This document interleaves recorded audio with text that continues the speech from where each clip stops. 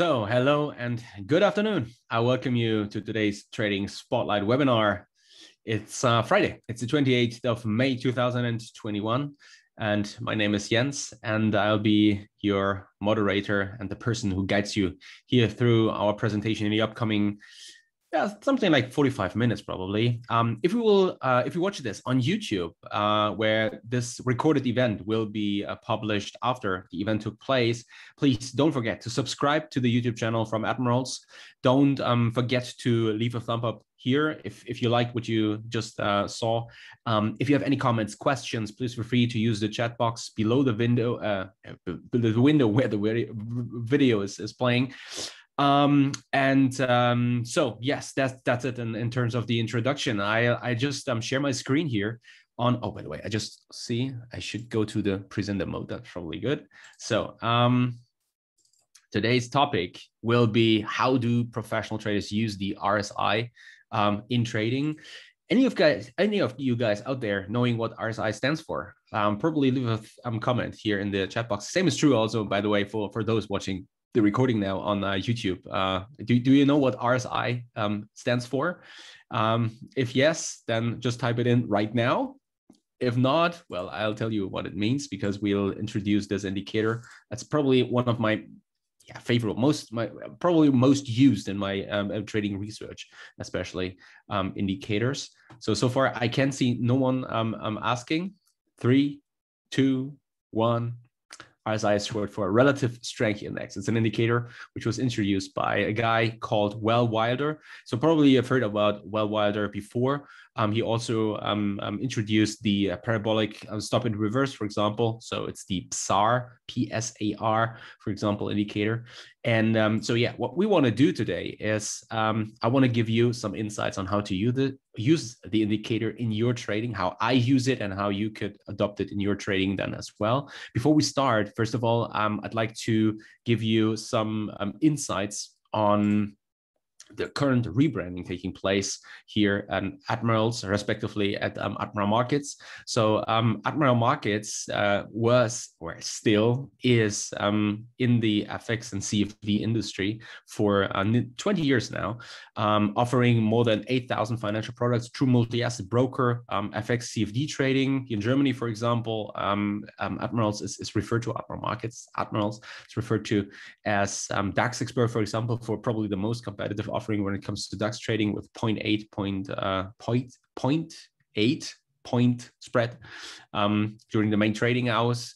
And so over time, it became clear that Admirals wants to expand its brand and offer more than just only brokerage in terms of FX and CFD trading. And so they decided to take a rebranding and now rename to Admirals, and offer on top of that, for example, technologies / financial services like the credit card, for example, you can get access to, and other financial services which will follow over time. So highly regulated broker, and on top of that, highly regulated financial service provider, and Admiral Markets is now becoming Admirals. So just that you understand that, you can still find the website admiralmarkets.com.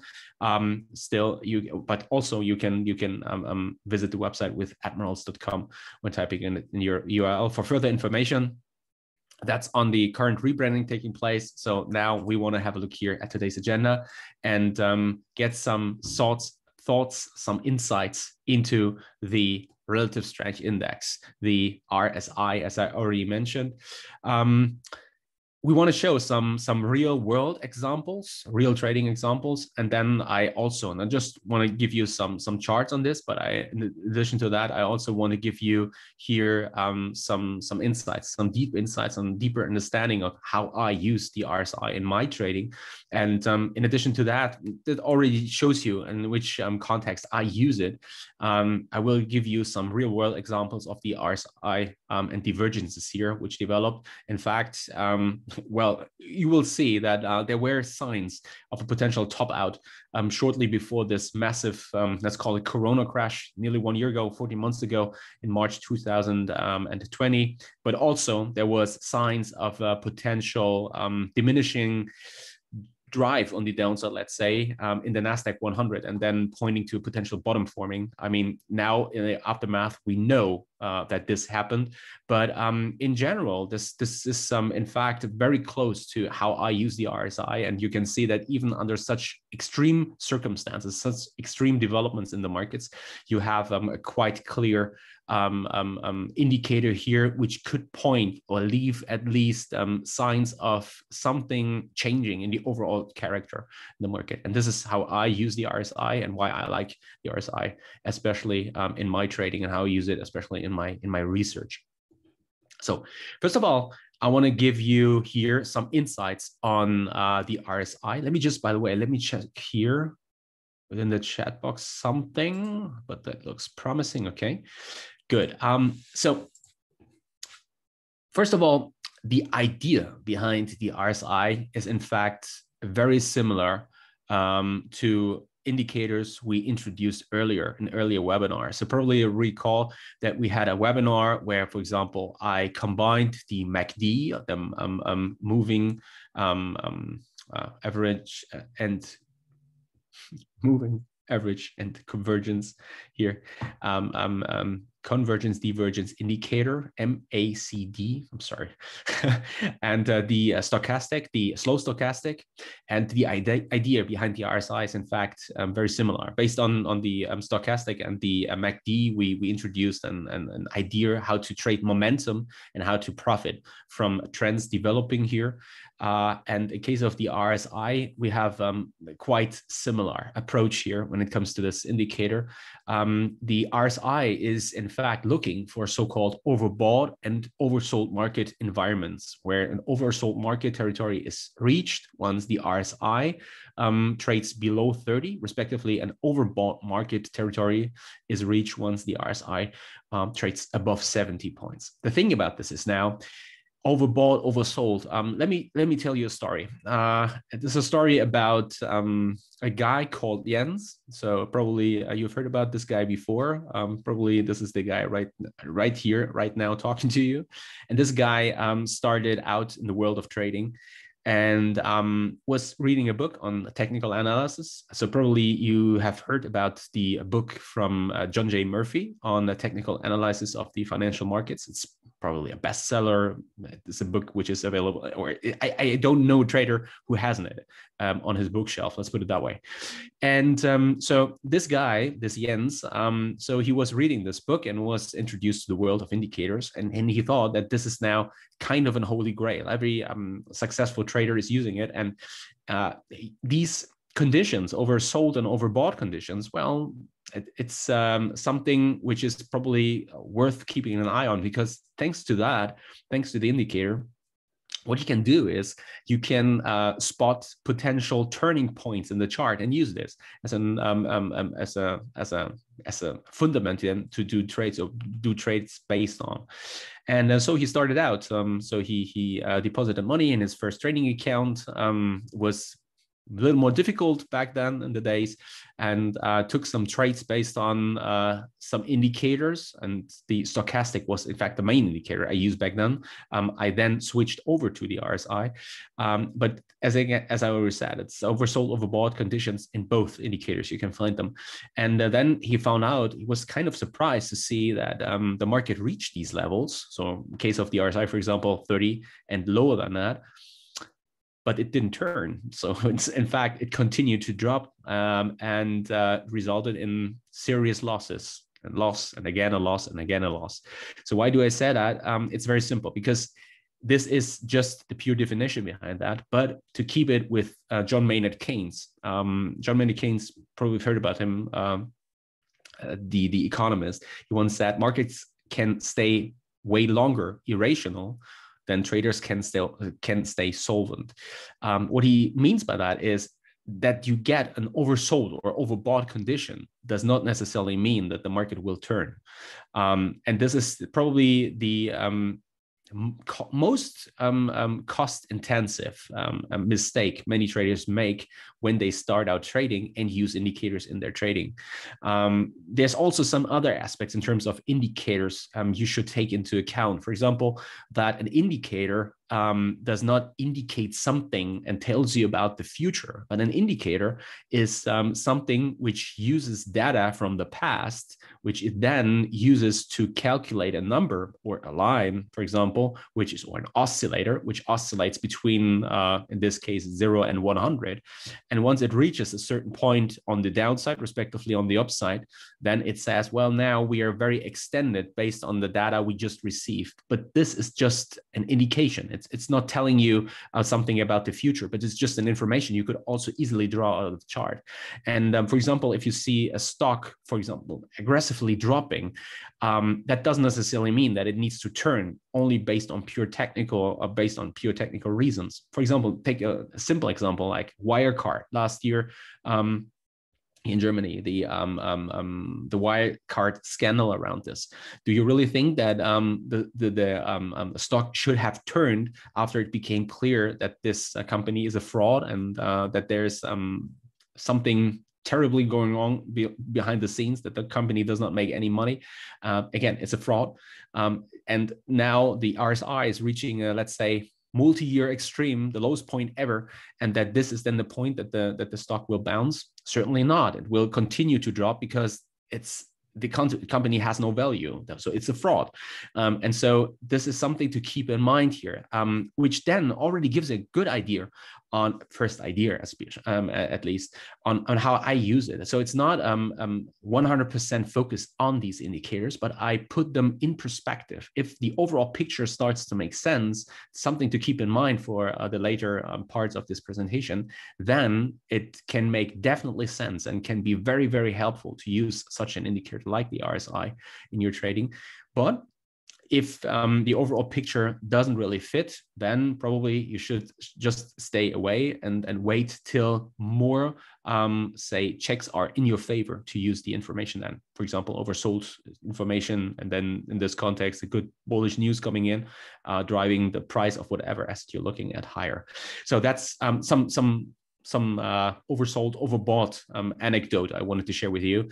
But let's focus back on the RSI and the technicals behind that. So the RSI can also be used to identify trends, certainly. So when you think, for example, that a trend is forming, then you can look at the RSI and you could easily say something like, okay, I use the number 50. That's kind of my inflection point or my pivot point I use here. And if we trade above that, then we have potentially an uptrend or an uptrend which is forming. And if we trade below that, well, then we have a potential downtrend forming, or at least we are probably within a downtrend already. The only thing with this is it's just the number you use. And the reason why here in this context, 50 is of interest because it's the middle between 0 and 100.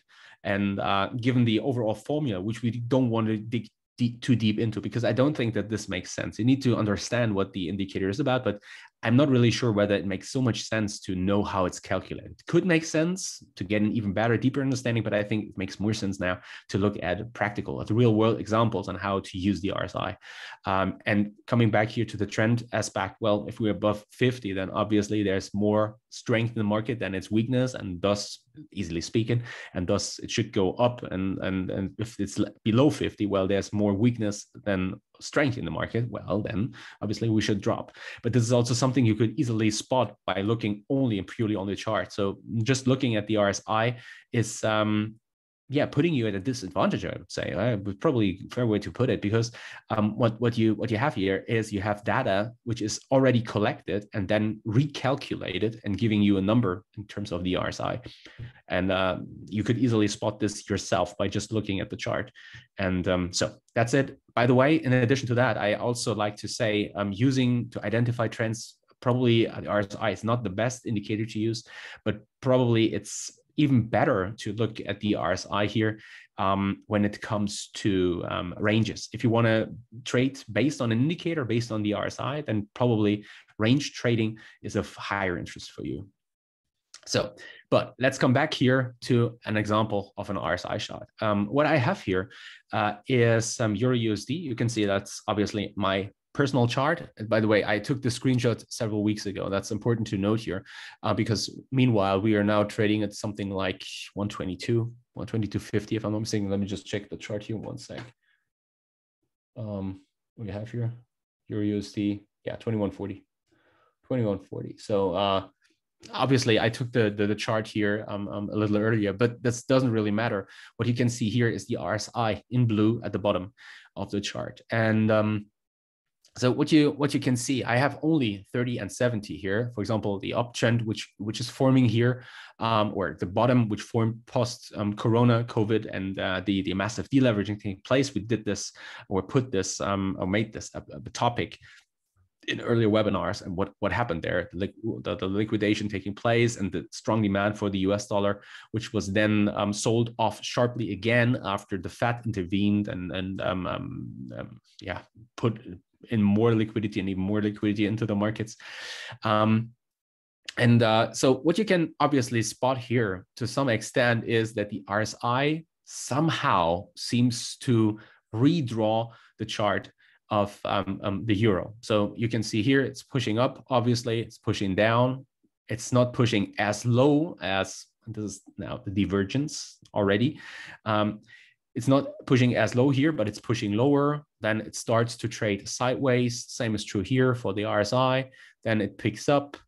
So we're trending here, or we're topping out to this region, but hold a higher level, and the breakout higher. This is something we get to see here. We drift higher. This drift is not illustrated in the RSI anymore, which points to, again, divergence, some signs of relative weakness, so relative strength here, which could be seen in the aspect that we are drawing to lower lows while making a higher low here in the RSI. And the other way around, it's like you make higher lows in the chart, but it's not confirmed here anymore, which is pointing to some kind of trouble to break higher.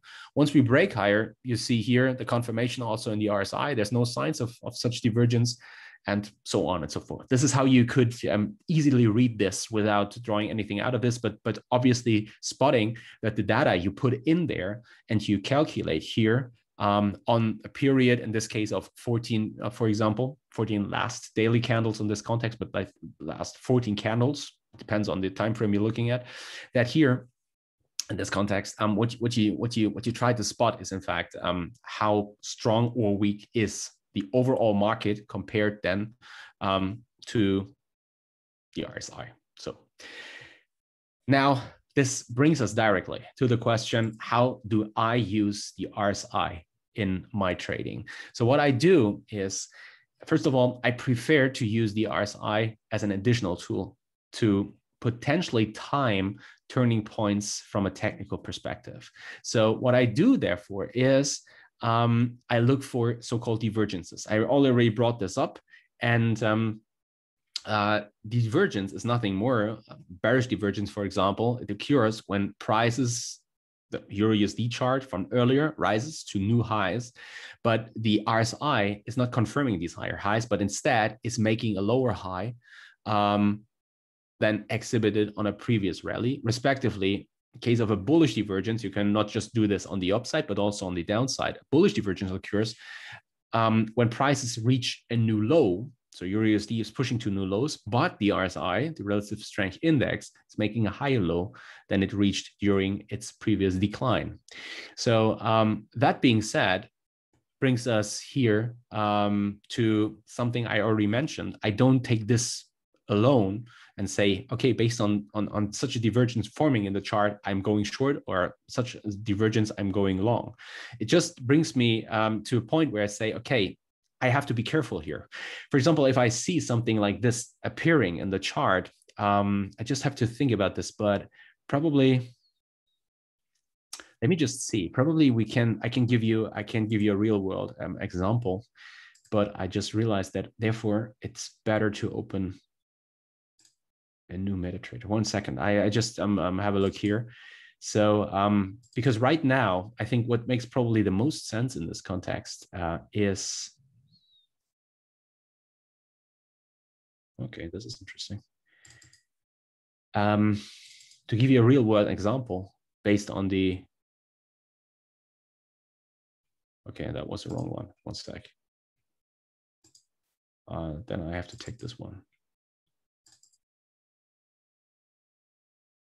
Let me just see. In the DAX, for example. And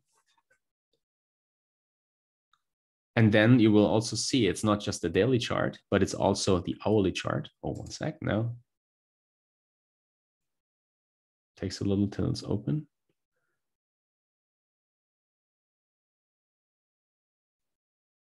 Hello. Any questions so far? So just let me use this then to see if there are any questions so far. No, not as of now. Okay, perfect. So now there we have it. And let me just bring this over here. So there we go. So this is Bitcoin. I don't want to have a look at Bitcoin, but let's have a look here at the DAX in this case. So this is a German chart. I usually use this for German presentations. And let me just here do it that way.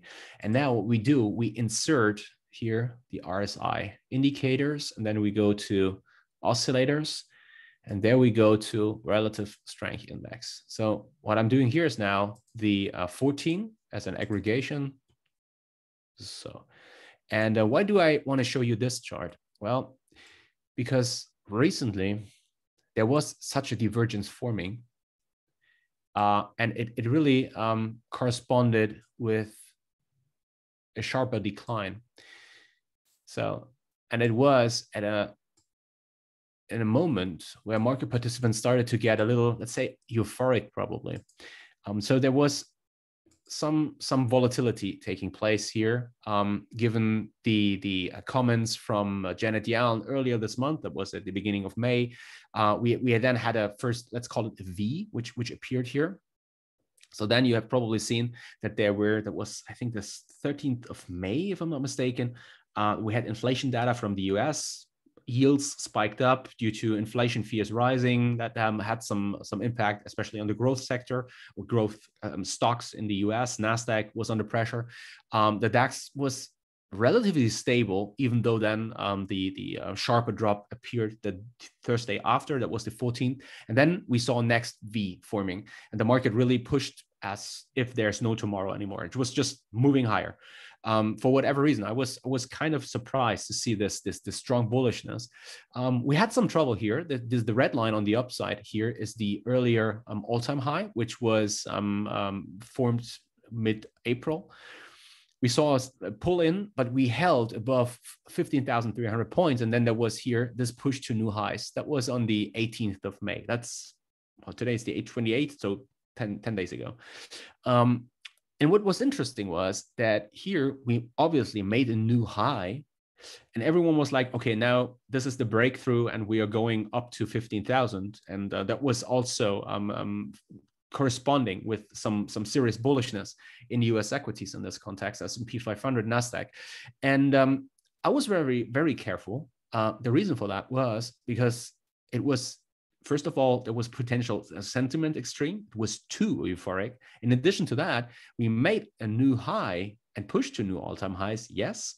But, and this was the thing here, the RSI didn't form a new high, as you can see here. So obviously that was a lower high. So am I now aggressively short into this push to new highs? Not necessarily.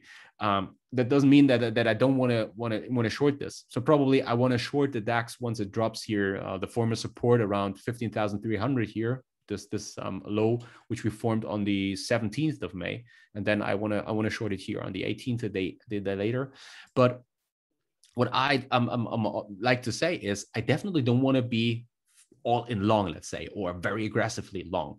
What I want to avoid here is to trade too aggressively on the upside, given the fact that we are obviously here making a new high, which is not confirmed anymore.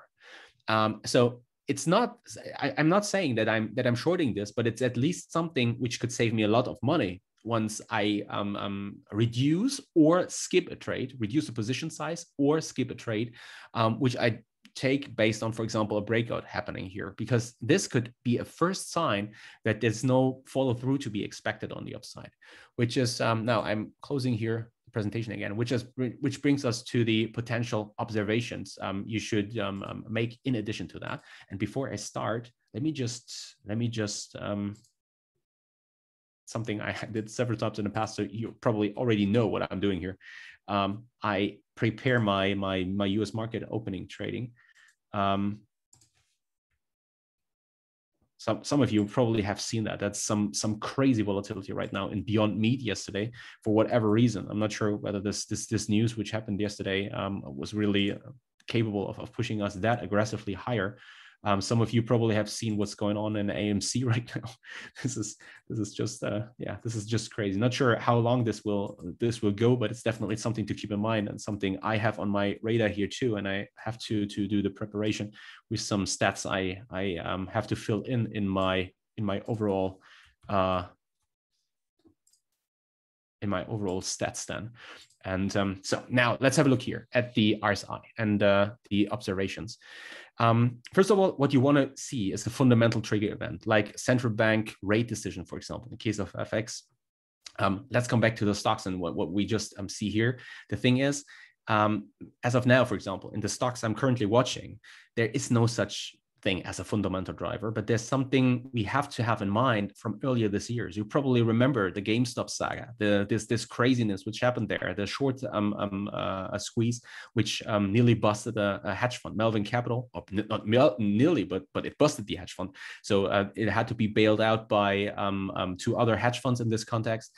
And this is probably taking place right now again. It's not GME, but it's AMC. And that was also a stock which took place or was in the middle of this massive squeeze higher at the end of January. Well, and this is something we keep in mind. This is kind of an anchor. So this is a fundamental trigger event. So based on that, if you now spot, for example, something like a divergence forming in combination with a fundamental driver, you start to get careful, because now this divergence you could probably see is something which potentially acts as kind of a sign we are now about to top out, probably. Or top out in case of a bearish divergence then. So you have the fundamental driver, you have the short squeeze, so it's not a fundamental driver. But in addition to that, the fundamental driver is there, and all eyes are on the stock right now. So to put this in clear numbers, average daily trading volume in the stock is 88 million. We have already, as of now, and it's now 1 minute before the cash market opens, we already traded over 41 million shares. Okay, so nearly 50% pre-market volume. This is putting this stock, well, how can we say that? It's making it really hot. So everyone is watching the stock right now. So if you now have all these market participants being focused on the stock, and now you start to see such a divergence forming, it makes it likelier to play out as you expected to. If we have such a divergence, bearish divergence happening, that it probably drops lower. Would I aggressively short this? No, I need another confirmation, because you're not shorting such a short squeeze higher, certainly. But it's to give you a real time example right now how this could play out. You have a potential sentiment extreme. If, in quotation marks, everyone is going long now, well, rather sooner or later the question will arise: who will buy the stock here in this context? Why should I expect buyers to continue here and drive the market cap of this stock higher and higher and even higher and higher and higher? And sometime there will be such bullish extreme that there needs to be a sharper reversal to happen, for example. In case of FX markets, I have here an example, having that long or short position, for example, in the commitment of traders report. This is another measurement how to filter the current environment, the current bias in the market.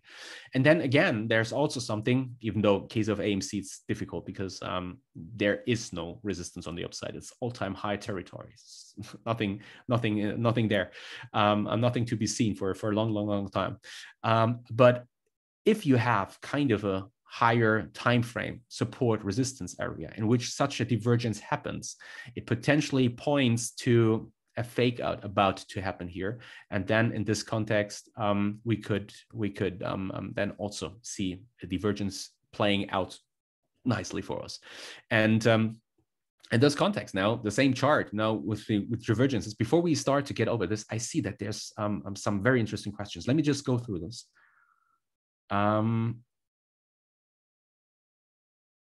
In case of the DAX, I think is the question. What was your decision in case of the DAX and divergence I just pointed out? What was the decision to trade, to wait or to sell? It was based on the aspect that we traded above, at least for me, technical relevant level of 15,300 points. So I didn't want to short the market, given the overall bullish bias we had in US equities that time, and trading at a relevant level at the lower upper trend line. If you look at the daily chart, so I know I had to show you other charts, but it just didn't fit my overall. So it probably risk reward wise, it could have been possible to short here a small fraction and then build into a bigger position. But I'm more kind of the, especially in the current environment, kind of the, I want to see the confirmation first and then take the trade. Yeah, so this hopefully answers the question. That's another way. It depends on you. So it's an additionally, I do this sometimes, but it needs to be really a clear sign. So James asking on divergences, are you looking at wicks or candle body? So case of candles, we already had also a webinar on this here, candles in terms of, for example, bullish engulfings developing, or hanging man, hammers, and all this. Sometimes if they appear, if they just jump into my face and I can really see them, I can be sure that everyone else is seeing them too. And then they start to play a role. If that's not the case, as here, for example, they don't really matter. So so what do I mean? Well, here, for example, as you can see, this massive red candle, we overcame this, but it took us 2 or 3 days to really form such a engulfing, for example. The same is true here. Some probably spot here, especially at this point, such a bearish divergence and a bearish engulfing. But it should also be only an indication in addition to, and if you have several checks in your favor, then the risk reward gets even more and more favorable for a trade.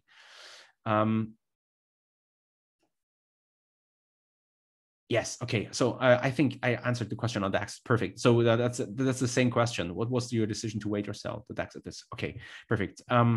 So what do we have here? So we have here the real world example, the daily chart in this case, where these divergences appear. So it depends on the time frame you're obviously trading and using here.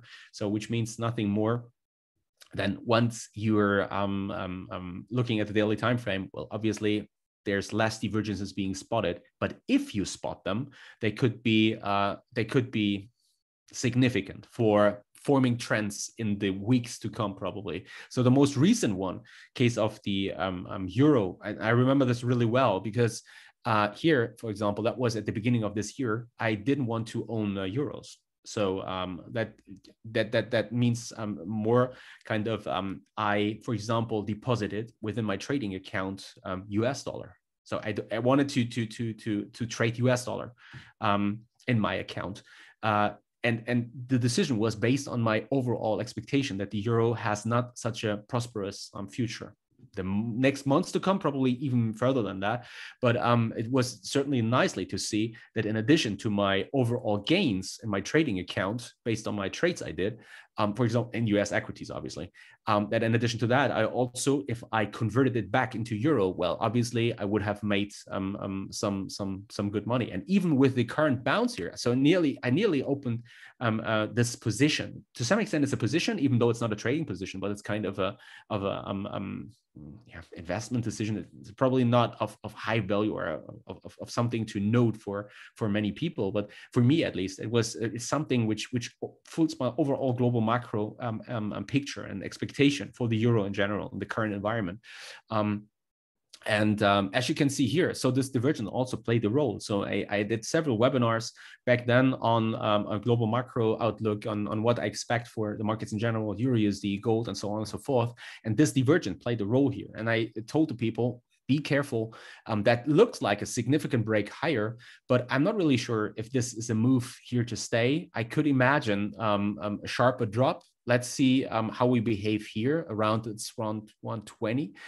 If we can make it back above below 120, well, probably then we see a bounce, but then we also depend highly on what to expect afterwards. So if we then start to form a lower high here with lower lows, then this trend will continue, most likely continue on the downside. And so this is something you could see here. So this divergence formed in regions around 122, 123 around, and for a swing short would have been, or even, I mean, swing short, if you look at it from a swing perspective for several months, a trade, macro trade then, or technical macro picture overall, and then in addition to a technical confirmation, you could have certainly made some serious pips here on the downside. Why not? The same is also true here. That was the Corona pandemic. And we will see an even more a massive impact here on the developments back then in the Nasdaq in the next slide, but also here, some of you, especially those understanding what happened then, I have to admit that's well, when looking at it, the hindsight bias is a very, very important aspect in this context. People telling me, hey, why haven't you bought the lows in the equity markets? I remember a call I had with a guy that was during last year's summer. He was saying, hey, there was so many great trading opportunities in March at the lows. And I was thinking about buying Microsoft and whatever stocks he told me about. And I was like, really? You really plan to buy this? I had different thoughts during that time, but they were all non-trading related, because the craziness in the market and the volatility and the fear which came to your mind during that pandemic, the fear of your family being at risk of getting infected by this virus, not knowing what this virus is, and we didn't know anything. So there was certainly many aspects I was thinking about, but they were all non-trading related. So seeing such a divergence in the aftermath, great, looks great, and it's certainly a great buying opportunity. You can see here that was massive volatility, lower lows, and then they were not confirmed anymore. But all in all, it's in the aftermath very difficult to trade this from the long side, even though it gives you an idea. So if you spotted this, and we're thinking about now, I'm buying aggressively US dollar against the euro, for example. Let's say opening a trading account with Admirals and depositing US dollar instead of euros, for example. Well, it's a completely different environment here as it was here, because here the chances of this playing out, seeing a nice playing out nicely, let's say, and then the US dollar really strengthening towards the euro. I think that was a better overall environment with the dust having settled already than it was here during that time. If you plan to do that, well, so here this divergence didn't really point it to further US dollar strength in this context, but more likely to then other fundamentally macro-driven reasons for the US dollar to weaken against the euro. That was mainly has to do with the Fed and their monetary policy. Let's have a look here at the NQ 100, so the Nasdaq 100 in this context. What we have here, well, first of all, signs of a potential divergence forming shortly before we crashed lower. So that was the sell-off which initiated the Corona pandemic. We already saw, this is something some people sometimes ask me. They ask me how to pick bottoms or how to pick tops. Is this possible? And I usually say, well, I'd wait until the market tells you, no, it's the right time to short. Now it's the right time to buy. There might be indications, but most of the time you're not picking any tops. But in this case here, still, there was at least reason to start to wonder how far this madness can continue with the low volatility environment. For example, let's take the current environment. I'm not really seeing any signs of how can I say, of such divergences happening. But we could be about to see such a divergence if we push to new all-time highs here, make higher highs, and then not seeing a confirmation here in the Nasdaq 100 anymore. This could point to a potential top forming. How could I trade this? Well, at least you could. It's not sad that you short the Nasdaq or DAX or Dow or S&P 500 here, but that you start to buy, for example, insurance for your overall portfolio, which means you could buy, for example, volatility, the VIX. You can trade the VIX via Admirals here, and currently volatility levels are dropping. So we are about to see a push to the yearly lows in the VIX. So it's right now around 15 points, if I'm not mistaken. The VIX is trading above that level, but below 20 again, which is meaning nothing more than, well, volatility is cheap. It's cheap to buy insurance right now. This is something to keep in mind and to remember when you hear consider the overall picture and how to use divergences in your trading. If these divergences form and you're not really sure if this madness will continue. And by the way, look at this run higher here. So this V which happened, you don't want to be short here. You don't want to spot divergences. I mean they appear sometimes here, for example.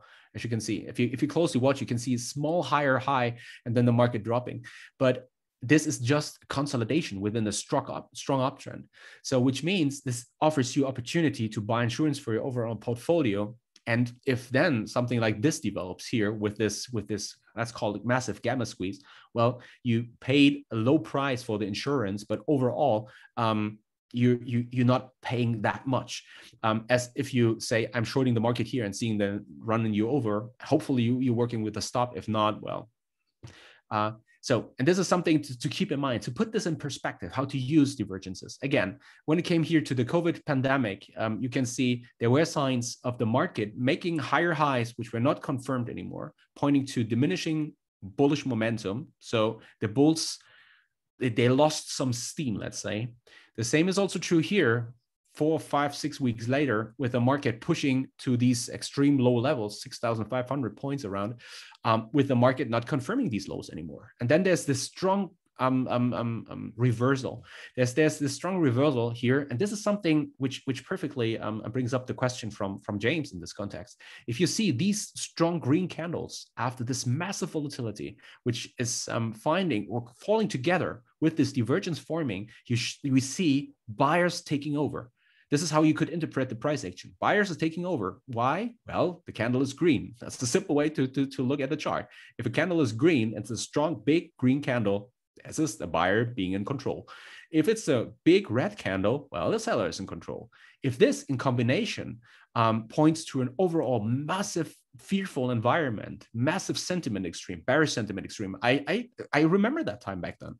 I remember standing in the kindergarten, bringing my kids into the kindergarten, talking to another father who's also sometimes watching the markets, sometimes trading them, asking me what I think. And I saw the world coming to an end, based on all the developments which took place over the last 10 years, the massive monetary policy, expansive monetary policy from the Fed, ECB, I saw this bubble popping. So that was certainly a sign. If I would have thought about it in more depth and potentially less emotional, I would have come to the conclusion, well, you are too bearish for this market. If you have here in confirmation, in addition to that, this divergence forming, if you have these green candles, probably we're about to see the market bottoming out and start to see a massive move on the upside. Well, it depends on how far this move will go. I think no one really expected what we've then witnessed within the last 12 months.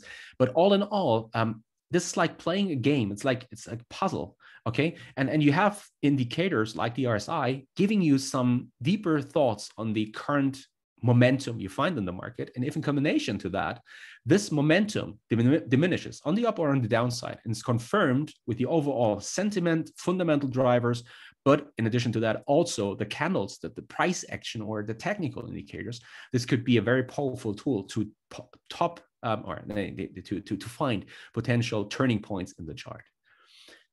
This brings us to the summary. So the RSI, as I already pointed out now, is looking here for overbought and oversold situations, market environments, where again, such an oversold market territory is reached once the RSI trades below 30, and an overbought market territory once the RSI trades above 70. Okay, that's the pure technical part.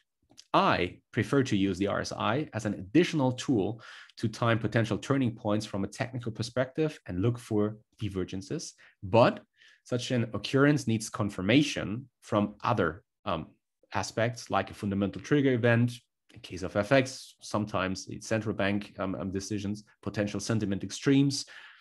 Looking at yourself, if you usually are very rational, I consider myself to be a more rational guy, especially when it comes to trading, and look from it from a not common sense perspective or gut feeling perspective, but from a numbers perspective. And if I spot myself being so emotional as I was, for example, at the lows here in the Nasdaq 100, this is also some kind of sentiment extreme. This is a very good indicator also for you. This is one of the reasons why having a trading journal, writing down your emotions, your feelings, knowing yourself well is can have so much value, because you can spot then occurrences where this is not given anymore. And this is something to keep in mind, and probably doing the opposite of what you're about to do, for example. And also stronger support resistance areas on a higher time frame around which this divergence occurs. And this is how you can, I hope that you can use it in the future for you and your trading. And don't forget to join us next time. So if you watch this on YouTube, please feel free to leave a comment in the chat box below. Any questions? Also share your stories, share your divergence experiences in the past. Probably you say, well, this is exactly what happened to me at this and that occurrence. Share this. Let's talk with each other about this. I think this can even help us, any of us, to cope with these situations better in the future. Also, subscribe to the YouTube channel, and next time that will be a live stream. It's one of the reasons why you should also probably think about subscribing and putting an alert here.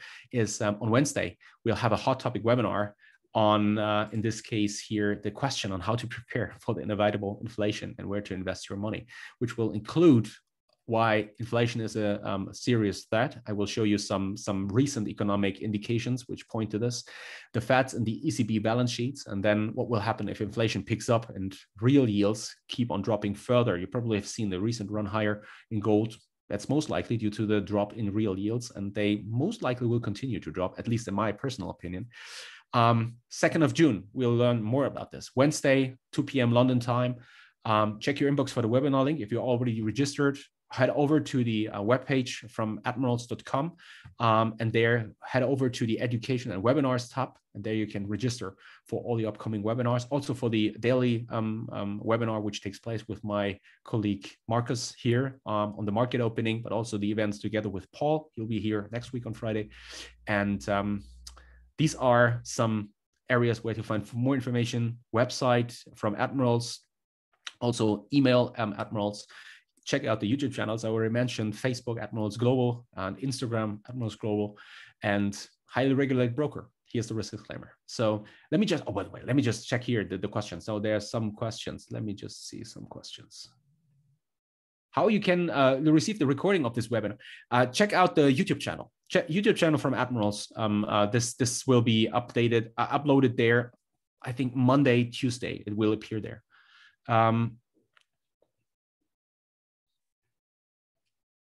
It just, yeah, certainly.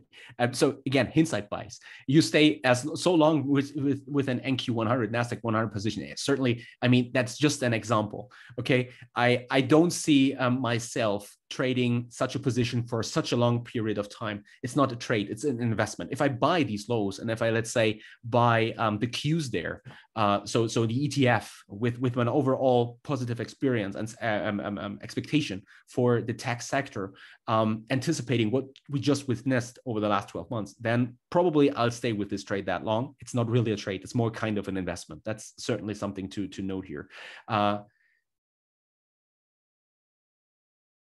How I trade FX markets, It's a beautiful question, because I just this is a question which was brought to me several weeks below a YouTube video. By the way, someone asked me, I want to learn more about FX trading. What do you think about this? As of now, I have to say I don't like the overall environment. It doesn't fit my overall trading style. So that's one of the reasons why I focus massively on US equities right now. Massively also to some extent on the crypto space, because here my overall trading style, momentum trading, but also to see volatility at an elevated level. This is something I need for my trading. It's like the air I need to breathe in my trading. In FX, that's very difficult right now. So it's really choppy environment. It's yields. The reason for that has also fundamental reasons, because yields are at nearly zero around the globe. And if there's no difference between yields, so the yield differential is very, very low, that directly affects overall volatility, because there's no need for market participants to switch from one currency into the another, which is affecting overall volatility and making my trading in FX right now very, very difficult. So it's kind of it's a zero-sum game. Let's put it probably that way. Slightly positive, but really zero-sum. So it's nothing to really focus on massively, but my main focus is really on equities. Yes, I just hope that I also answered all questions. Yes, great question at the end from James. Equally accurate at all time frames, the RSI, the divergences. No, the higher the time frame, the more accurate, the more important it is. I try to avoid divergences on a 5-minute time frame. I look at it at an hourly chart as presented during the DAX, and on a daily time frame. And my social media handles, it's Jens Klatt FX. Here, let me just, it's on Twitter, Jens Klatt FX. You can find me there on Twitter. And you can also find other information around my person there. It's Jens Klatt FX.